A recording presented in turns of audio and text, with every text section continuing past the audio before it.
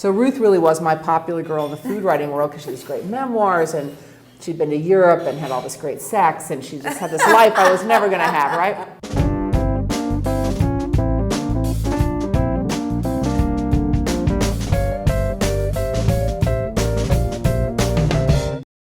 Hi, this is Nina Simon, Spices of Life, and I am here with Kim Severson of the New York Times and author of Spoon-Fed, How 8 Cooks Saved My Life. And welcome, Kim. We are thrilled to have you. Oh, it's great. It's big fun. Welcome to Boston. We have this whole room to ourselves. We could do anything. So this is a pretty serious book, a little bit. Yeah. I want to try to make them laugh and make them cry. So the whole thing. It certainly did. I mean, it is certainly the story of my life, at least my life as it started when I started writing about food full time.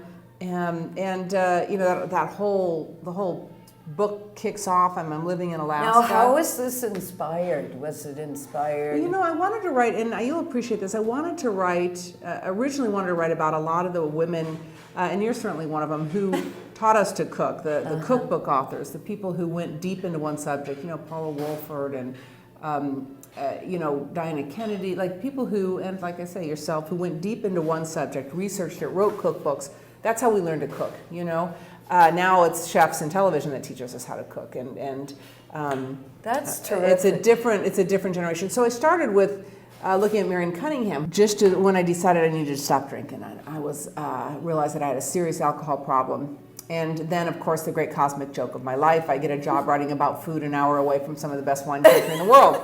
So I go down there, and I'm just shaky and not sure of myself, and I end up interviewing Marion Cunningham, and toward the end of the interview, I kind of told her, a little nervous and didn't think I could really cut it, and she said, well, you seem pretty terrific to me, dear. And then, so I took things one step farther and told her I'd just quit drinking, and she said, well, when she was 50, she just decided carrying that gin bottle around in her purse wasn't a good idea anymore, so she quit drinking, and that's when she went and took cooking classes from James Beard, became his assistant, got the Fanny Farmer contract, and so my lesson there was no matter what, no matter where you are in life, you can always start over, and it'll probably turn out just fine. So that was my Marion Cunningham lesson. And then you had Alice Waters, and I'm in Northern California, and she, say what you will about dear Alice, but the girl sticks to it, and I learned dear Alice. The perseverance from Alice. She doesn't have Chez Panisse Las Vegas. She's not selling, the Alice Water line of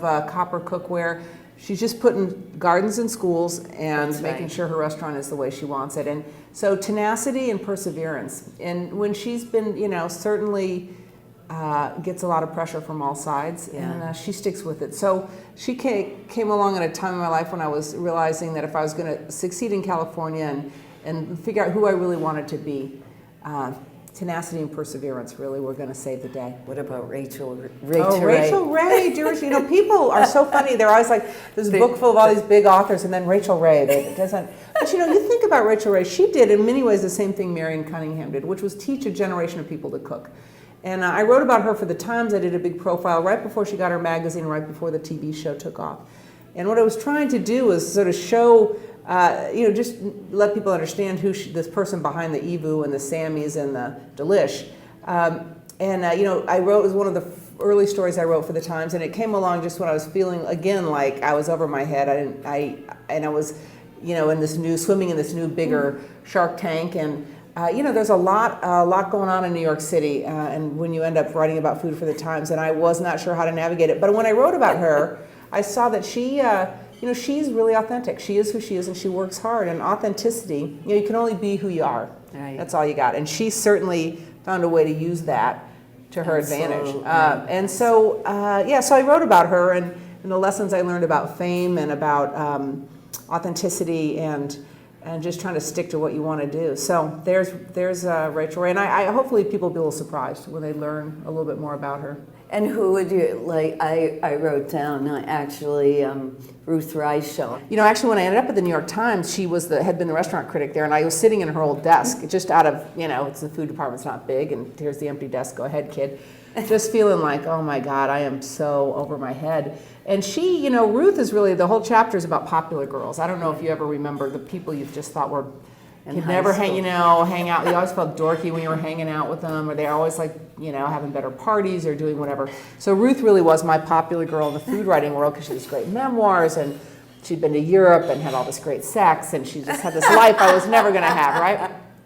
So she ends up being my popular girl, and through a series of lunches with her, I kind of came to realize that she had her own version of, you know, Alice Waters, she said, used to be her popular girl, and she never felt like she fit in with Alice's crowd. And you know, when you realize that everybody, all of us, have somebody that we think is better than us. And I just learned this lesson about comparing. You know, when we compare ourselves to other people, it doesn't do us any good, and it just makes you feel lousy.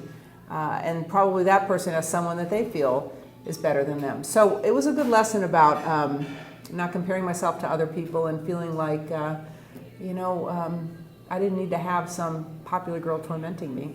So that was my Ruth lesson. That's terrific. Yeah. Yeah, so we should say that you do tweet. I do. And, Kim Severson. Follow me on Twitter, and I'm just going to be tweeting this as soon as we get, as soon as I can turn my iPhone on. And Thank you. We don't get in the video. But yeah, Kim Severson, Twitter. You can also kimseverson.com. There's all kinds of other stuff and how to get a hold of me, and we'll be tweeting at Spices of Life. All right, Spices of Life. So thank you so much. Thank you for Kim. having me. It's been just great. It's been a pleasure, really. And thank everybody from Spices of Life. Yeah, Spices of Life.